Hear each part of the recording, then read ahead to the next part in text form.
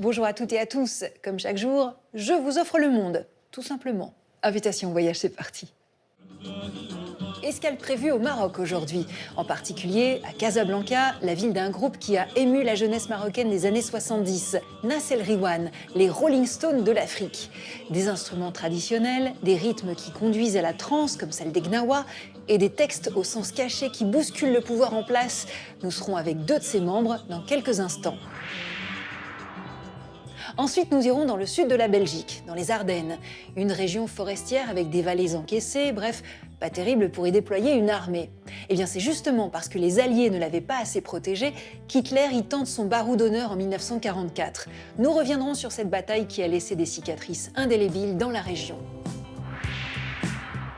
En Norvège, à Trondheim, les hivers peuvent être longs et c'est en cuisine qu'on trouvera du réconfort.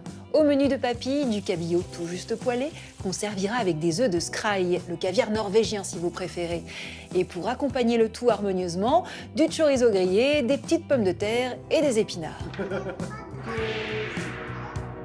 Enfin, en Irlande, dans le Connemara, on reviendra sur l'origine de la TSF, cette technologie qui vous permet d'écouter la radio. Une histoire, vous verrez, inattendue. Et tout de suite, c'est la devinette. À Paris, à la toute fin du 19e siècle, un concert donné par une quarantaine de musiciens de l'Opéra de Paris va défrayer la chronique. Une bonne partie de l'opinion publique le juge offensant. La presse le qualifie de scandaleux et d'immoral. Pourquoi ?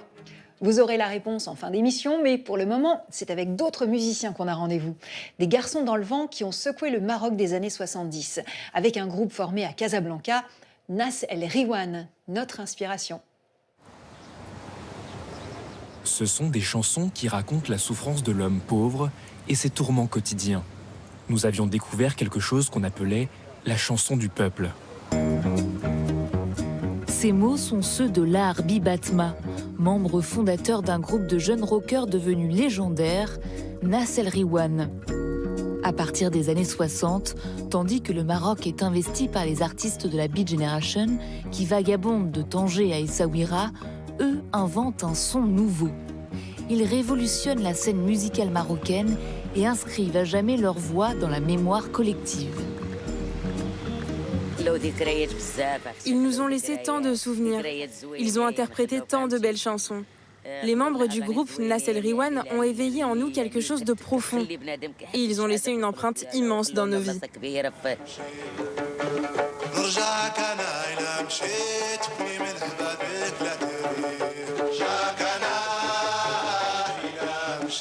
Surnommés les Rolling Stones de l'Afrique, ces garçons aux cheveux longs et bouclés font alors vibrer le Maroc au rythme d'une parole libre. Ils puisent dans les racines de la musique populaire marocaine, mêlent sons modernes et guitares traditionnelles et portent la voix d'une génération contestataire en plein cœur des années sombres du règne d'Hassan II. Érigés en symboles, ils ont su traverser le temps en intégrant au groupe de nouvelles générations de musiciens.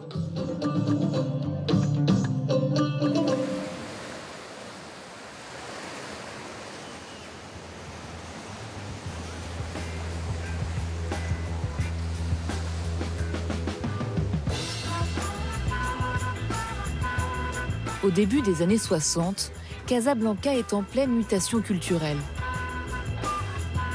Un souffle nouveau parcourt ses ruelles, porté par le théâtre de rue, les cafés populaires et les rêves d'un Maroc en devenir. C'est là que 5 jeunes hommes se croisent, animés par une même soif d'expression et de liberté artistique. Larbi Batma, Omar Sayed, Boujema Gour, Alel Yalla et Abdelaziz Tahiri, bientôt remplacé par Abderrahmane Kérouche, que tous appellent Paco. De cette rencontre naît Nas El Riwan. Plus qu'un nom, un phénomène, une révolution musicale comme s'en souvient Omar Sayed, membre fondateur du groupe.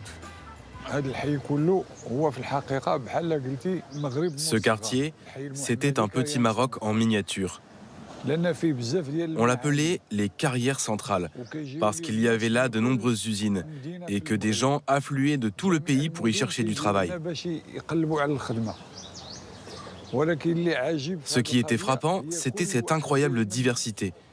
Chacun arrivait avec sa propre culture. Dans une seule rue, on pouvait croiser quelqu'un de Rabat, de Rémisset, un autre d'Agadir, de Youssoufia ou de Tanger. C'était comme si tout le Maroc s'était donné rendez-vous ici, chacun avec son identité, ses traditions, sa mémoire. Dans le quartier populaire de Hey Mohammedi, les hommes et les femmes travaillent dur dans les usines de sidérurgie, héritage des années de protectorat français. Ici, la solidarité et le partage ne sont pas des mots vains. Ils sont au cœur des relations humaines. Les traditions orales et culturelles sont profondément ancrées au sein des foyers. On a grandi ici, on était gamins. On sortait dans les ruelles attirés par les halkas, ces spectacles de rue, et on se laissait emporter sans même s'en apercevoir. Il y avait aussi les conteurs, qui nous racontaient des histoires dans notre dialecte, la darija, un langage qui résonnait fortement en nous.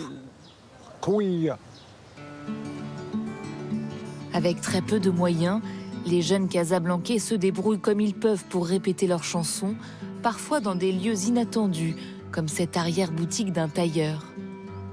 Ils fréquentent les foyers culturels avant-gardistes de la ville, notamment le théâtre populaire de Tayeb Sadiri, qui, à travers des pièces contestataires, participe activement à l'effervescence intellectuelle de l'époque. Il s'intéressait profondément à l'art populaire qu'on appelait le psat. Le psat, c'était un théâtre ancré dans la tradition, avec des pièces parfois entrecoupées de chants, accompagnées d'instruments typiques comme les bendir. On l'appelait aussi le théâtre de village. Portés par les encouragements de Tayeb Sadiri, les membres de Nas El Riwan puisent dans leur environnement pour raconter en mots et en musique la dureté du quotidien des ouvriers qui les entourent, ainsi que la richesse culturelle de ceux venus des quatre coins du pays. Comme dans leur chanson Marmouma qui résonne encore aujourd'hui à Marmid El Rizlan, aux portes du désert. C'est là que chaque année, le Festival international des nomades réunit des artistes qui mettent en lumière la culture des peuples du sable. Sur scène, le groupe Nas El Riwan galvanise un public conquis par la puissance des textes et l'intensité des rythmes empreints de sonorités sahariennes.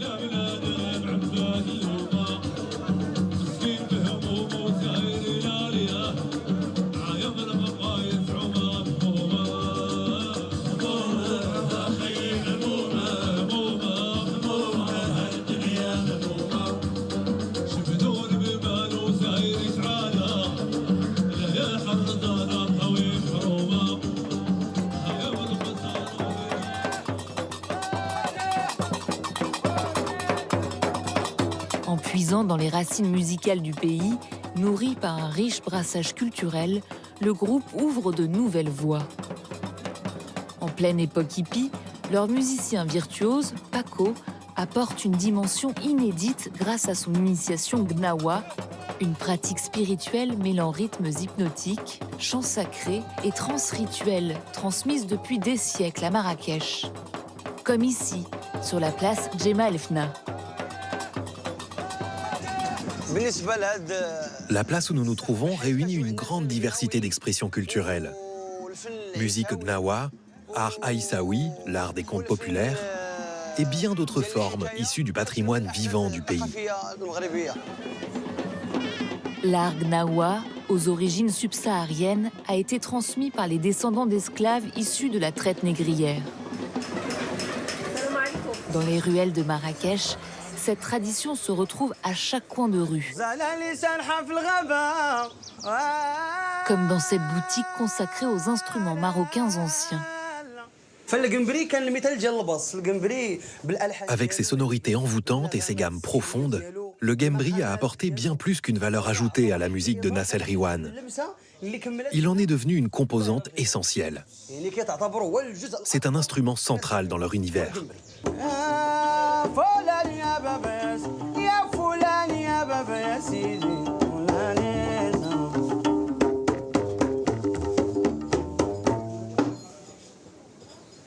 Lorsque Nassel Riwan a intégré le Gembri à son répertoire et au sein du groupe, c'est toute la musique gnawa qui a gagné en visibilité. Elle a soudain trouvé un écho auprès d'un public plus large. Le groupe puise ses compositions dans ses rythmes car ils sont porteurs d'une énergie cathartique qui apaise les souffrances enfouies.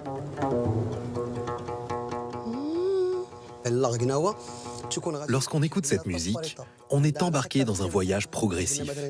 Il débute par un tempo lent, autour de 70 ou 80 battements par minute, puis l'intensité augmente peu à peu, jusqu'à atteindre les 210, voire 220. C'est une ascension rythmique, une montée en puissance. C'est le charme envoûtant propre à l'art gnawa.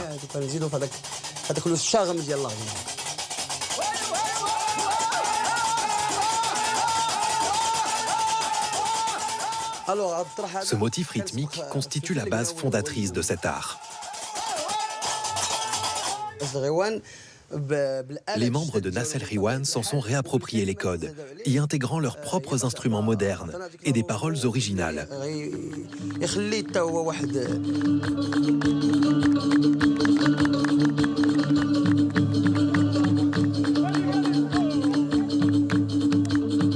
Nassel Riwan s'impose comme un phénomène culturel, multipliant les tournées et les passages télévisés.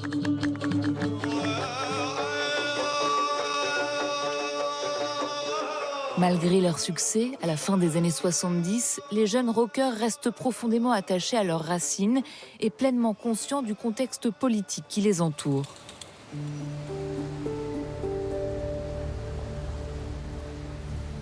À Casablanca, l'imposante mosquée Hassan II, tournée vers l'océan Atlantique, devient le symbole d'un pouvoir autoritaire, marqué par une répression persistante.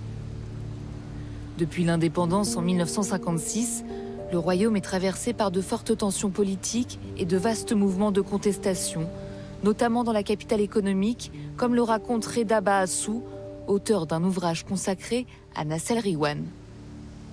Casablanca était l'épicentre de beaucoup de contestations.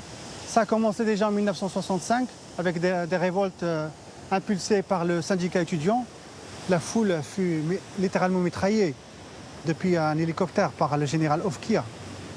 Donc les Casablancais ressentent encore ce passé trouble jusqu'au fond de leurs âmes. L'Arbi Batma, parolier, batteur et chanteur du groupe, est même arrêté lors de manifestations. Il s'insurge et exprime la colère sourde ainsi que la déception d'un peuple à travers la darija, le dialecte marocain subtil et riche en métaphores.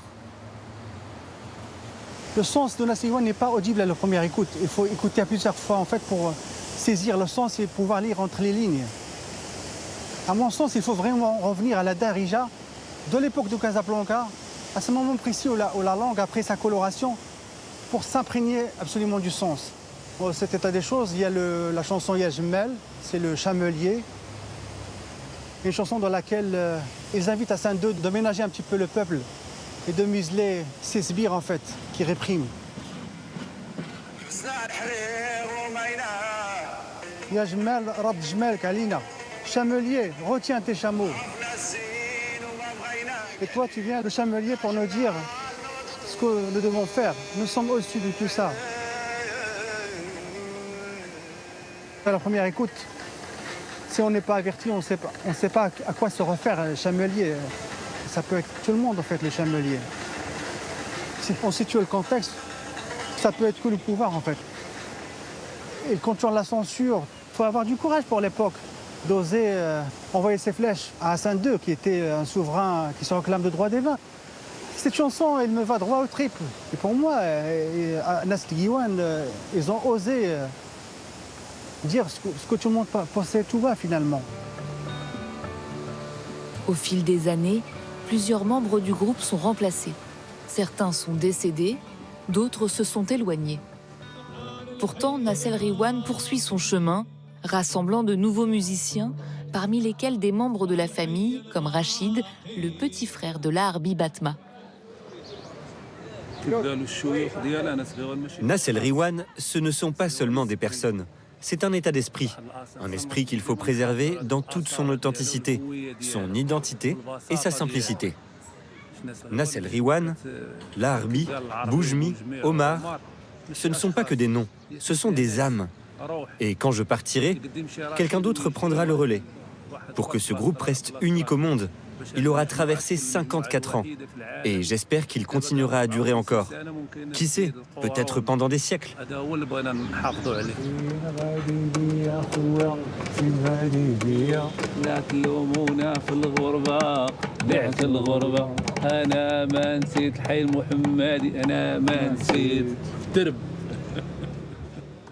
Au Maroc, Thomas Chauvineau a décidé, lui, d'affronter Bill Mawen, un monstre qui fait peur aux petits et aux grands. C'est le clin d'œil.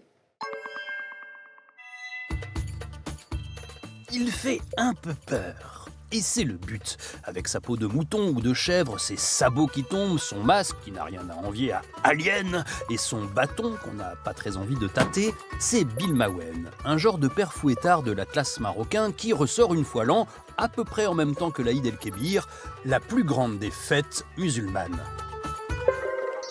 Bill Mawen est présenté comme une fête berbère, même si on n'en connaît pas l'origine. Elle pourrait être aussi la continuité des rites pré-islamiques ou des rites romains. Mais au mot berbère, nous préférons celui d'Amazigh. C'est le nom que se donne ce peuple qui vit depuis l'Antiquité, bien avant l'arrivée des Arabes, des côtes atlantiques de l'actuel Maroc jusqu'à l'Égypte. Amazigh signifie « homme libre ». Bill Mawen est vraisemblablement lié au passage de saison. On s'amuse, on danse et on réaffirme une identité collective. Mais cette fête trouve de nombreux détracteurs, chez certaines femmes qui ne se sentent pas toujours en sécurité ou chez certains religieux. Il faut dire que Bill Mawen n'hésite pas à parodier la prière. C'est le rôle de la fête, relâcher la pression sociale. Trop parfois, derrière mon loup, enfin mon mouton, je fais ce qu'il me plaît. Le bâton, c'est pour mieux te frapper, mon enfant. Pas pour te faire mal, mais plutôt chasser les influences néfastes. C'est aussi l'objet de cette fête qui doit apporter le renouveau.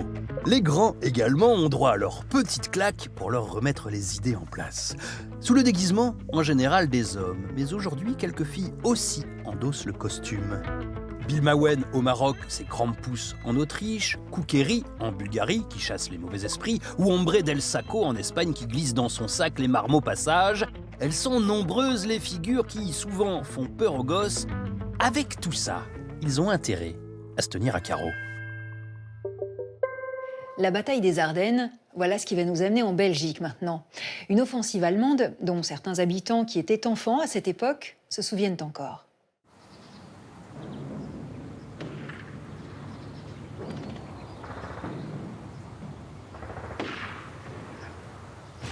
Mon père était un garde forestier et tous les jours, nous avions des gens qui s'arrêtaient chez nous pour venir boire une tasse de café ou discuter de la guerre.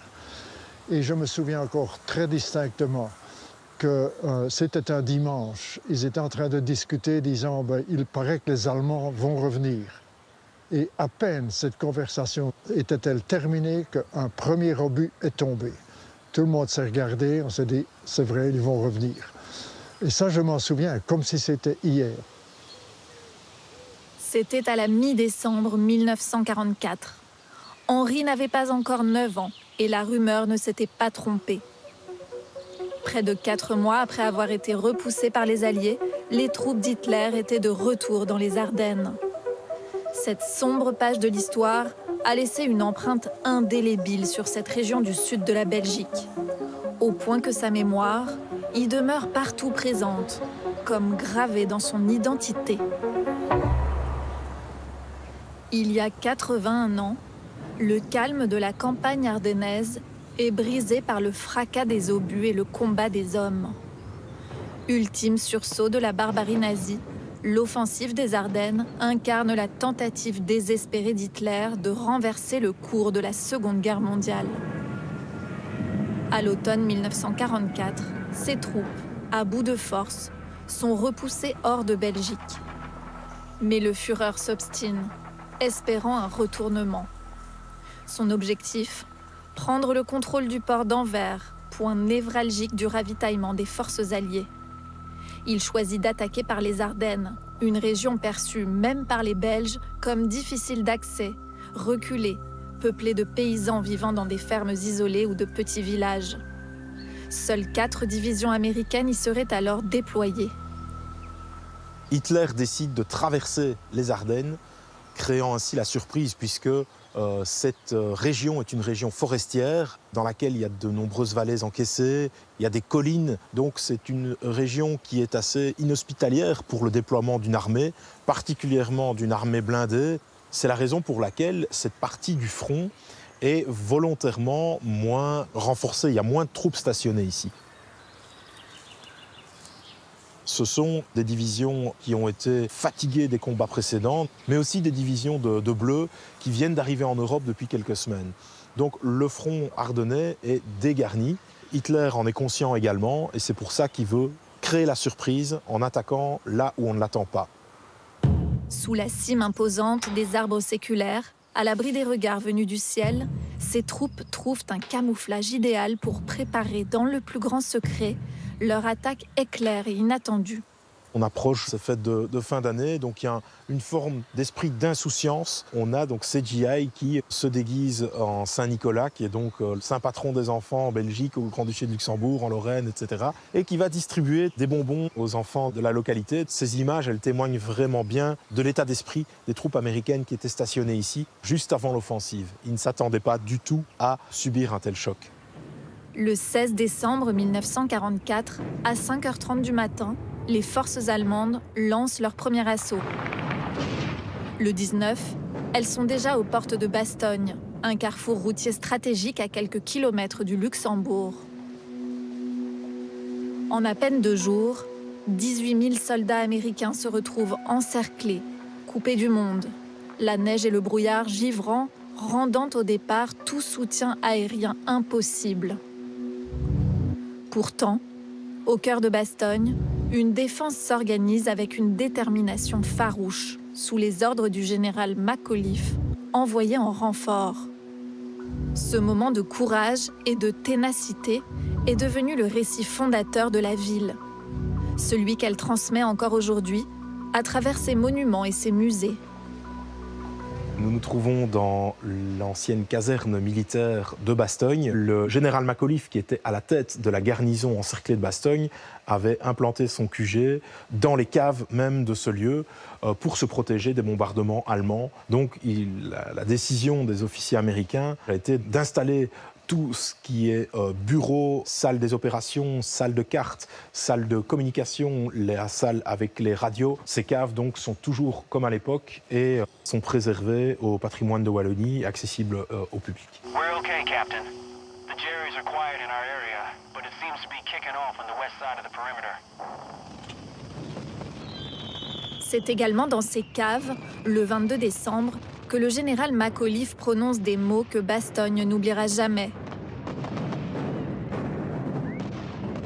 Quelques heures plus tôt, les soldats américains avaient reçu des tracts allemands leur ordonnant de se rendre.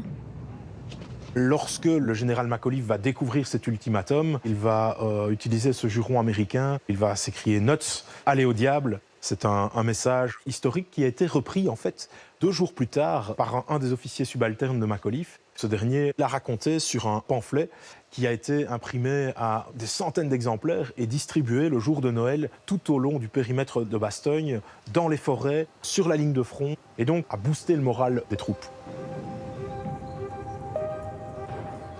De fil en aiguille, ce qui n'est qu'une anecdote comme une autre est devenu un cri de ralliement, en quelque sorte. Et on peut encore voir actuellement à Bastogne le mot nuts sur des enseignes de commerce, dans des manifestations. Ce mot nuts a vraiment été approprié par les habitants de Bastogne. Un autre visage emblématique s'affiche dans les rues de Bastogne, celui du général Patton, qui parvient à briser l'encerclement de la ville le 26 décembre. Comme le Nuts de Macauliffe, son exploit consacre Bastogne comme un haut lieu de la résistance américaine.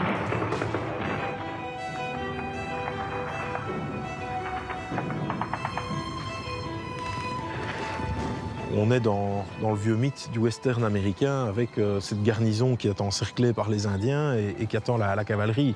Cavalerie qui est symbolisée par la 3e armée du général Patton, qui reçoit comme mission de foncer directement pour briser l'encerclement de la ville et puis ensuite poursuivre son offensive pour couper la percée allemande et en s'emparant d'abord de Bastogne, en tout cas en allant relever les troupes qui sont là-bas. Aujourd'hui, plusieurs bornes ornées d'une flamme rouge ponctuent les rues de Bastogne, dernière étape de la Voie de la Liberté, qui retrace l'itinéraire victorieux de l'armée américaine depuis les plages de Normandie. La toute dernière borne se dresse devant le mémorial du Marcasson, érigé au début de la guerre froide, en hommage aux 76 890 soldats américains tombés, blessés ou portés disparus lors de la bataille des Ardennes.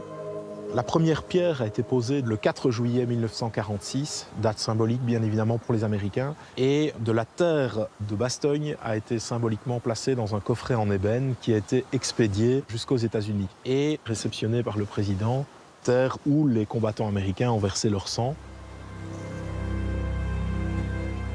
Derrière ce que Winston Churchill appelait la plus grande bataille américaine de la guerre, se cache une réalité tragique. La mort de 2500 civils. Lorsque le ciel s'est enfin dégagé, les bombardements alliés ont repris. Des frappes essentielles sur le plan stratégique, mais qui ont aussi semé la mort parmi la population. Henry, lui, n'oubliera jamais ce qu'il a vécu. C'est ça dont je me souviens le mieux, c'est l'activité aérienne. Tout ce qui bougeait au sol était immédiatement attaqué. Peut-être de façon surprenante, on n'allait même pas dans les caves. On restait, on était absolument inconscients. Je me souviens qu'avec mon frère, nous jouions dehors et on écoutait l'arrivée des obus. Quand on entend un sifflement, on se précipitait à l'abri de la maison, puis on ressortait. Mon père, brusquement un jour, il faisait très calme, c'est le 15 janvier 1945, il est allé dehors pour prendre de la neige, pour la fondre, et faire une boisson quelconque. Un premier obus est tombé et il a attrapé un shrapnel, donc un éclat dans la poitrine. Il a su courir à la maison. Il est revenu à la maison en courant, sans dire un mot. Il nous a tous embrassés, est tombé sur le sol, il était mort. Mais on n'avait pas de ressentiment. Pour tout le monde, c'était la guerre, c'est tout. Henry vivait à quelques kilomètres de Oufalise, une petite ville martyre presque entièrement rayée de la carte. Parmi les 500 habitants de la commune, 197 périssent, comme son père, sous les bombardements alliés. Aujourd'hui, l'architecture moderne de la ville trahit encore l'ampleur de la destruction. Seule l'église, miraculeusement épargnée par les bombes, se dresse encore, ultime témoin du passé. La destruction d'une ville, ce sont des gens qui ont tout perdu. Plus une seule photo, tout a brûlé, tout a été détruit. Il faut vous imaginer, aucun bâtiment n'était indemne. Minimum, le toit a été soufflé. Il n'y a plus de carreaux aux fenêtres. Les murs se sont écroulés. Vous ne savez plus discerner la ruine de la route. L'Ourthe, qui est la rivière qui serpente au travers de la ville de Oufalise, a été littéralement déplacée. Donc elle a quitté son lit d'origine en suivant les chapelets de cratères que les bombes avaient laissés. On a été sauvés par nos alliés, mais aussi détruits et complètement détruits à 99% par les alliés aussi. C'est toute ambiguïté d'une guerre. Il n'y a jamais de guerre juste. Il y a toujours des injustices dans une guerre et ça, il faut s'en rendre compte. Oufalise a été marquée au fer rouge dans son sang, dans ses roches, dans sa rivière, où plusieurs générations telles que nous, mes enfants, parlent encore de la guerre. On doit quand même essayer d'œuvrer pour le plus jamais ça, même si c'est quelque peu utopique, mais il faut maintenir le message. Le 16 janvier 1945, à quelques kilomètres de Oufalise, les troupes du général Patton rejoignent d'autres forces venues du nord, contraignant les Allemands à battre en retraite. La bataille des Ardennes, dernière offensive majeure de l'Allemagne sur le front de l'Ouest, s'achève officiellement le 25 janvier 1945. Elle aura duré 6 semaines, laissant une empreinte profonde dans les mémoires et une marque indélébile sur les paysages. Et certaines traces invisibles à l'œil nu, demeurent enfouis. Une mémoire que des archéologues de l'université de Gand s'attachent à révéler dans la forêt, entre Saint-Vith et Schönberg, à proximité de la frontière allemande, à l'épicentre des combats. Le terrain accidenté et la couverture forestière dense ont longtemps freiné les recherches. Aujourd'hui, des drones équipés de lasers permettent de voir à travers les arbres et de détecter des traces cachées par la végétation. Au cours de leur étude sur le terrain, les archéologues ont cartographié près de 1000 vestiges de la bataille, disséminés dans cette forêt, devenue la mémoire silencieuse des combats. C'est un abri creusé, conçu pour que 5 à 6 personnes puissent y vivre. Mais il a pu aussi être utilisé par l'artillerie. On ne le sait pas avec certitude. La plupart de ces structures avaient également un toit, fait de branches et de feuilles. On les utilisait pour les activités quotidiennes, comme la cuisine et d'autres choses. Dans un musée, on peut voir des films, observer des objets. Mais ici, dans la vraie vie, on les découvre dans le paysage. C'est une expérience qu'on ne peut vivre nulle part ailleurs. Tout ce qui est ici est authentique, sans artifice. Le paysage ne ment pas. Et c'est justement ce qui rend cet endroit si particulier.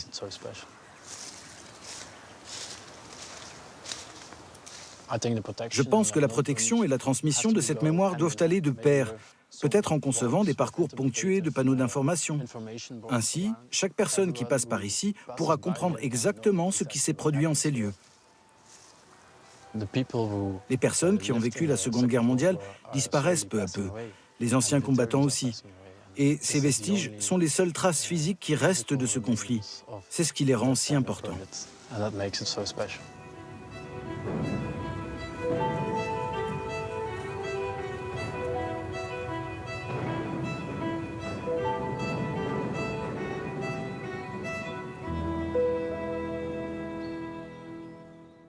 Pour la suite de notre voyage, je vous invite en Norvège, à Trondheim. Avec William, on va cuisiner le nec plus ultra du cabillaud, le skrail. Un poisson qu'on pêche du 1er janvier au 30 avril, c'est très réglementé. Et vous allez voir, sa recette devrait réchauffer nos papilles.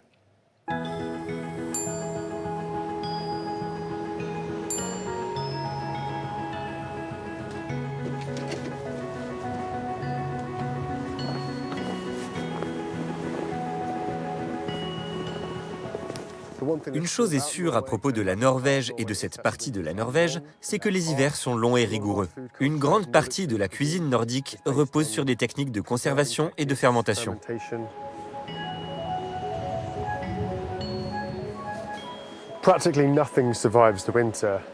Pratiquement, rien ne survit à l'hiver ici, à part 2 ou 3 choses. Si je manque vraiment de légumes, par exemple, je peux sortir et cueillir un peu de chou kale pour accompagner mon dîner de Noël.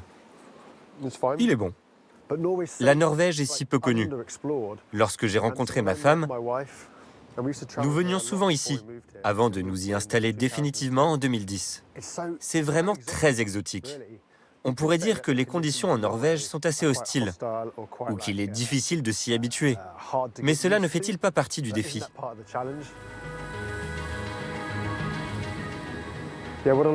Ce que j'aimerais cuisiner aujourd'hui, c'est du skrail, une morue norvégienne de saison. C'est un mets délicat, très populaire ici.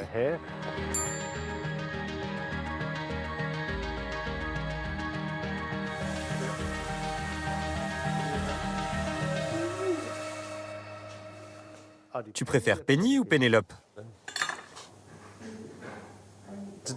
Aujourd'hui, j'ai eu un filet entier de poisson, donc je vais juste enlever les arêtes. Il faut couper ici et suivre l'arête centrale.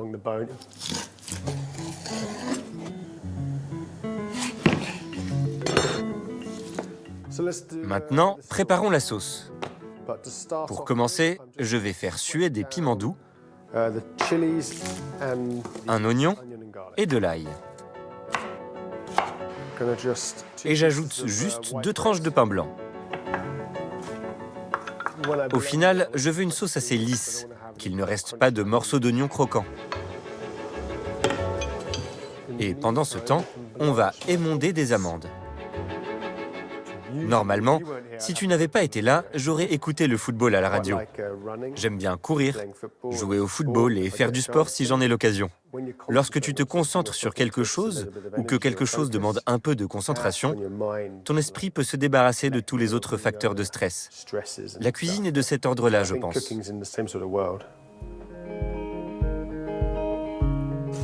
Ok, je vais prendre ça et le mettre dans mon mixeur.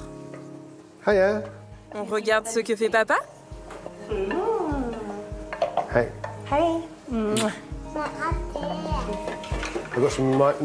J'ai de la bonne huile d'olive, mais je pense que c'est mieux d'utiliser une huile de base. Autrement, elle risque d'être trop forte en goût.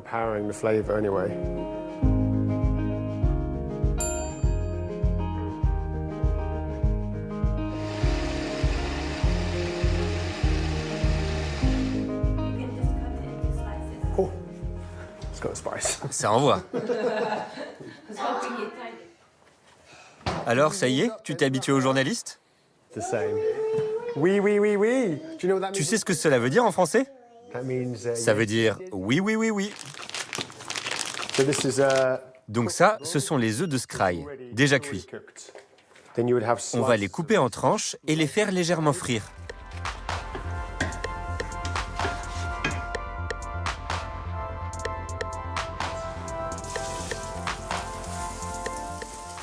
Pas très longtemps.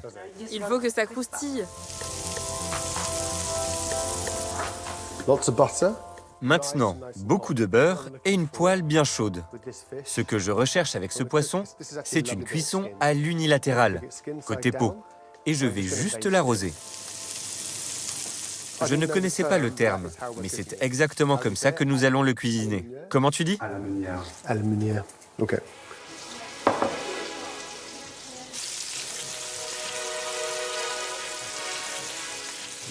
Dès que c'est assez chaud, on commence à arroser.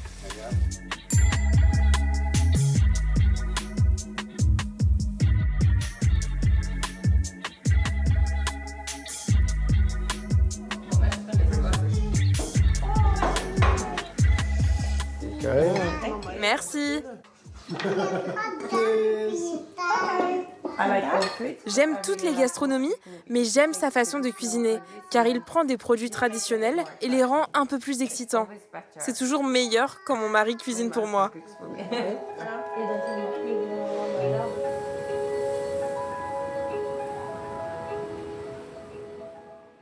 Direction l'Irlande pour notre 4e étape. Sur la côte ouest du pays, vous allez voir, de bonnes ondes nous attendent. Presqu'île, pointe, cap, falaise, baie, plage, crique. Tout le vocabulaire du littoral est convoqué pour décrire les 2500 km de côte du Wild Atlantic Way. Un paysage sauvage qui fut le lieu d'une des plus grandes avancées technologiques.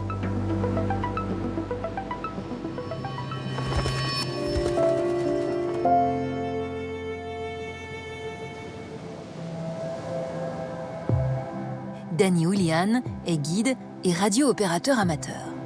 Il retrace pour nous les balbutiements d'une technologie qui a contribué à abolir les distances. Dans la première moitié du 19e siècle, un moyen de communication apparaît, le télégraphe électrique. Cette invention permet d'envoyer des messages en morse sur de longues distances entre deux lieux grâce à un câble. Une technologie qui intéresse l'Irlande, contrée isolée par les eaux. Avant la télégraphie sans fil, nous avions un câble qui transmettait des messages transatlantiques entre l'île de Valentia et les États-Unis. Ceux qui utilisaient ce câble étaient les militaires. Ceux qui étaient sur les navires de guerre n'avaient pas de technologie leur permettant de communiquer avec la Terre. Ils devaient transmettre leurs informations à terre, puis les envoyer par le câble reliant l'Irlande à l'Amérique. Alors que la télégraphie électrique tisse sa toile entre le vieux continent et l'Amérique, l'Allemand Heinrich Hertz expérimente en 1888 l'existence des ondes électromagnétiques. Si Hertz y voit une découverte scientifique d'importance, il ne pressent aucune application concrète, à contrario d'un jeune étudiant en physique. Au même moment, un jeune Italien du nom de Guglielmo Marconi s'intéresse à ses travaux. Il les utilise pour imaginer une sorte de télégraphe sans fil.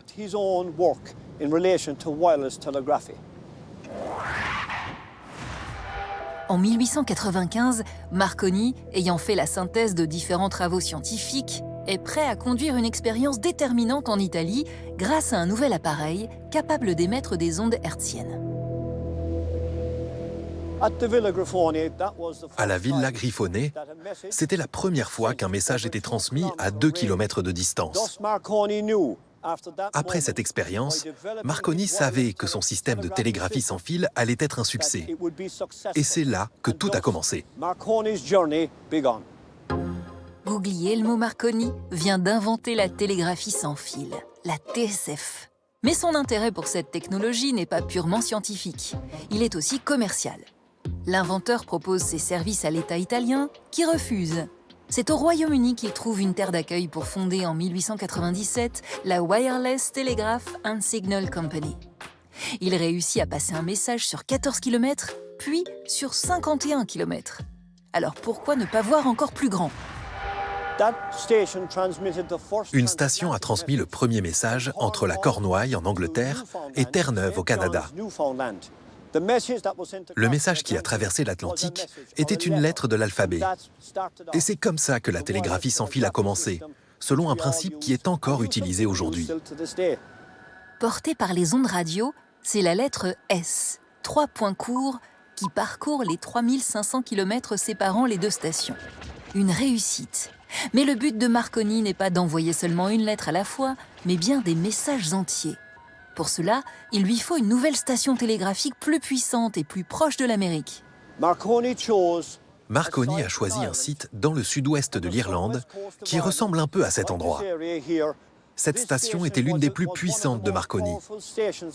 On raconte que lorsque la station fonctionnait à pleine puissance, la salle du condensateur était si haute que les arcs électriques provenant du mât et des fils n'étaient pas seulement visibles, mais qu'ils pouvaient être entendus à des kilomètres à la ronde. Grâce à ce surplus de puissance, Marconi peut enfin concrétiser ses ambitions de télécommunications commerciales.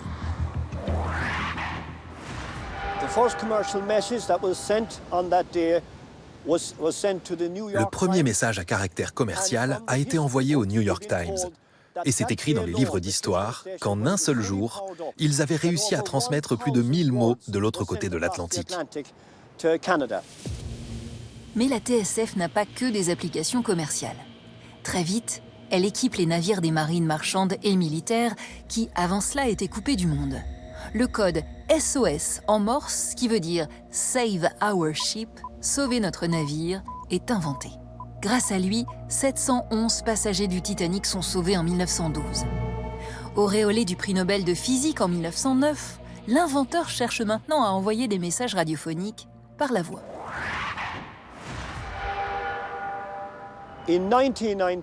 En 1919, la société de Marconi a acheté une station ici, à Ballybonion. Ils y ont installé un émetteur téléphonique qui était capable de transmettre la voix par ondes radio. Grâce à lui, ils ont réalisé une autre première, diffuser les mots « Hello Canada » jusqu'à Louisbourg, en Nouvelle-Écosse. Hello Canada, hello Canada. Ces mots marquent l'émergence de la radio moderne, une technologie qui va très vite connaître un destin planétaire. Marconi va poursuivre le développement de ses produits, de ses technologies et de sa société. Dans les années 30, chaque foyer sera équipé d'une radio qui diffusera les actualités et la météo. Sans Marconi, ce type de communication n'aurait pas été possible. En 1937, celui qu'on surnomme le père de la radio s'éteint. En hommage, les stations de radio du monde entier cessent d'émettre pendant plusieurs minutes. Le concert qui fait l'objet de la devinette aujourd'hui n'a hélas pas été retransmis à la radio. Avez-vous trouvé pourquoi il a tant secoué l'opinion publique ? Eh bien parce qu'il s'est tenu dans les catacombes. Depuis 1786, les anciennes carrières de calcaire de Paris accueillent des ossements. Alors forcément, assister à un concert au milieu des crânes et des fémurs, à 80 pieds sous terre, ça peut provoquer quelques frissons. Il est organisé clandestinement en 1897, ce concert. Une centaine de convives, triés sur le volet, assistent au spectacle. Chopin et sa marche funèbre, Saint-Saëns et sa danse macabre, la playlist est parfaite. Mais ce concert fera les choux gras de la presse de l'époque.